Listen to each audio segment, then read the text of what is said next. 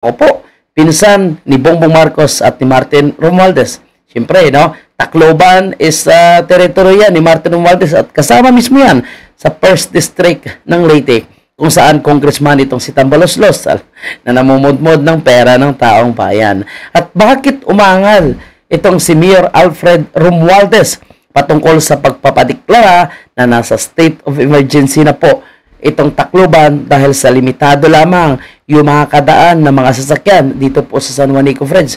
Ang inaangal po, mga kababayan, nitong si Alfred Romualdez na pinsan ni Martin at ni Bongbong at Amy Marcos, no, na bakit daw po binigla sila at sino ang gumawa ng feasibility study na pinaghihinalaan na mayroong korupsyon, may anomalya, no, sa pagpapagawa ng feasibility study at ginulat daw po sila tungkol sa pagpapadeklara nitong state of emergency. Ano nga bala yung ginawa ni Martin Romualdez, no, na ito po ay teritoryo niya, mga kababayan natin, at sinasabing milyon-milyon daw po yung nalulugi dahil sa pagsara nitong San Juanico, friends. Pakinggan natin, mga kababayan, itong pag-angal ni Alfred Romualdez patungkol po, no, sa ginagawa ng Marcos administration. Mukhang sila-sila na ngayon, mga kababayan po natin, ang nagbabanatan.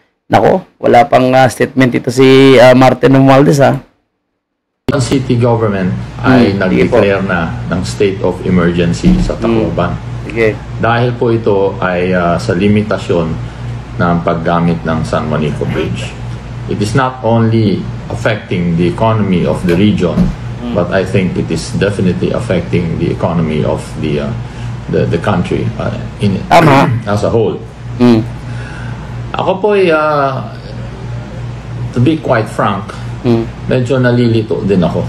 Bakit? Because I feel that the public should be given all the information pertaining to the condition of the bridge. Sino bang gumawa ng study na to? Yeah. At bakit bigla-bigla na lang binigyan kami ng 48 hours para isara itong tulay na to? Dahil dyan ay maraming spekulasyon tuloy na there is something going on that hindi ka nais-nais, like corruption. I feel it is... Tingnan niyo po, ha, mga kababayan natin, ha. Sabi niya, no, maraming naghihinala na there is nangyayaring corruption, no, mga kababayan. Feasibility study pa lang yun, ha. Hindi pa po nasimulan yung proyekto, pero nagdududa na, no, itong mayor mismo ng Tacloban na talagang mayroon ng pinaplanong korupsyon kung bakit hindi agad sila na-inform na patungkol po dito sa plano, kung ano po yung gagawin, ano po yung feasibility study sa San Juanico, friends. Tingnan nyo, ha, Romualdez yan. Ang congressman dyan, Romualdez, ang presidente is pinsan niya. So, bakit ngayon siya nagsasalita in public? So, kung tutuusin, mga kababayan po natin, pwede naman siya, di ba, magsalita or mag-usap sila internal lamang. Bakit kailangan niya isa sa publiko at i-anunsyo, no, na may naaamoy siya na corruption sa plano sa San Juanico, friends? Nag-aaway-aaway na kaya sila, mga kababayan? So, sige lang, pakinggan muna natin ito. The duty of the national government to inform the public. National government, binabanatan niya, ha? Who made the study, what the study says exactly, anong extent ng damage at gaano katagal nila gagawin talaga itong tulay na to. Kasi mahirap yung pabigla-bigla. This is not the first time. About 20 years ago, that bridge was repaired and ample time was given to the public, almost 6 months preparation. Kaya nawala ho yung walang speculation ng araw na yon. Alam mo, bumabaw natin itong si Alfred, no? So, binabanggit niya dito is national government. So, sino po ba yung presidente? Pinsan niya. So, ibig sabihin lang yan, mga kababayan po natin, no? Mukhang hindi na po maganda, no? Yung nangyayari sa kanila ngayon. At tila ba, no? Mukhang naaamoy niya na talagang matindi po yung corruption. At bakit nga naman kasi biglaan, no?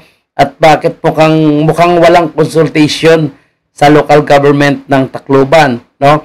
At hindi naman siguro pwede na walang consultation, no, sa kanyang pinsan. Hindi man siguro pwede nagagawa ng plano diyan para po sa San Juanico, friends, no, na sila-sila lang. So, how about yung kanyang pinsan?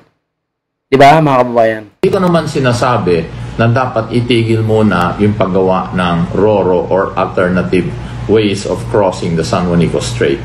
Tuloy pa rin yun. It is an emergency. It's needed badly. But I feel experts should be called in, if they were not called in earlier, to look into that bridge and to see magkano ba talaga at gaano katagal nila gagawin yan. At kung So, bakit hindi sila na-inform, no? Bakit walang lumalabas na informasyon sa kanila kung magkano gagastusin, no? Gaano katagal gagawin, local government, no?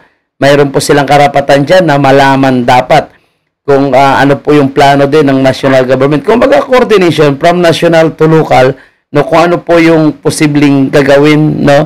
At paraan ng pag-refer dyan sa San Juanico Bridge, kung magkanong pera din po ang gagastusin. So, bakit walang alam si Alfred?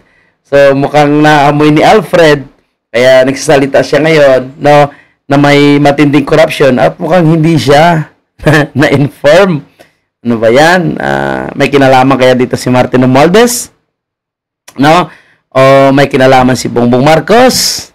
Naku po, mga kababayan. Mabigat talagang corruption ngayon sa Marcos administration.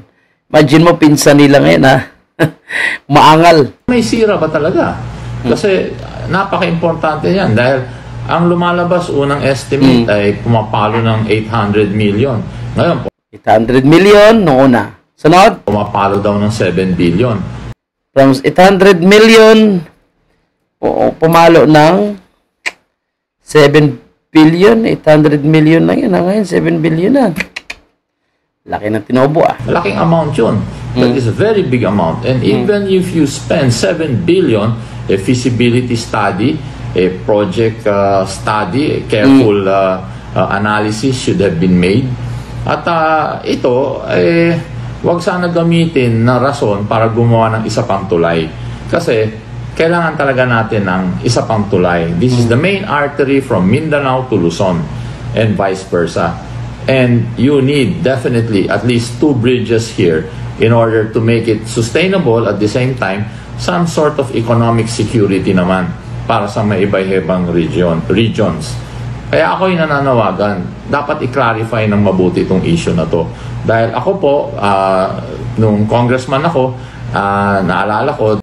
So, humihingi po ng clarification at paglilinaw po itong si Mayor Alfred Romualdez patungkol po sa issue ng San Juanico Bridge, no? Kini-question niya kasi bakit lumubo yung budget from 800 million to 700 billion, no? At hindi niya alam yung feasibility study, hindi nila alam kung magkano yung sira, no? Ano talagang gagastusin at kung gaano katagal nila gagawin. So, yan ang kanyang hiningi dahil apektado daw po yung kanyang syudad, which is yung Tacloban na ideklara na nasa state of emergency ngayon. So, bakit kailangan niya sa publiko? So, anong nangyari sa kanilang internal na pag-uusap? So, kanilang pag-meeting? So, bakit ngayong nagsalita siya in public na kini-question, no? Kung ano ba talaga yung plano ng Marcos administration, so of course, ng national government, no? Patungkol sa San Juanico Bridge. Mukhang hindi na sila nagkakaunawaan ngayon, no? Mukhang hindi na maayos, no? Yung pag-uusap ngayon diyan sa issue ng San Juanico Bridge. Hindi kaya matinding corruption yung plano dyan, no? Kaya umangal itong si Alfred Romualdez. Anong kanilalaman ni Martin? Nag-aaway na po ba sila? Hindi na po ba pantay yung hatian? Charot. Hindi ba pantay ang hatian? Charot. Bakit umaangal itong si Alfred Romualdez? So, sige lang, no? Basta't para sa ikabubuti ng bayan, ng mga taga-Tacloban, kasi kawawa po yung mga taga-Tacloban actually, no? Dahil po sa pagsara ng San Juanico Bridge. At kung ito po ang ginagawa ni Alfred Romualdez ay para po sa ikabubuti ng mga taga-Tacloban, susuportahan natin yan. Pero kung yan ay dahil mayroon siyang personal na interest o may personal na interest ang kanyang pamilya kung bakit siya nagsalita, good luck sa kanila, no? Dahil pareho naman po sila na magkapamilya, pareho naman po sila, no? Na Romualdez at pareho naman daw po sila, no? Naghahaman sa pera, sabi ng mga taga-Tacloban. At yan po ay alamin natin at malalaman natin sa susunod na mga araw. No? Tingnan natin kung paano sasagot dito si Bongbong Marcos and si Martin Romualdez sa issue po ng maanumalya ngayon na San Juanico Bridge. Hindi pa nagawa, pero naamoy na ang corruption. So, yon ang ating update. Mabuhay po kayo.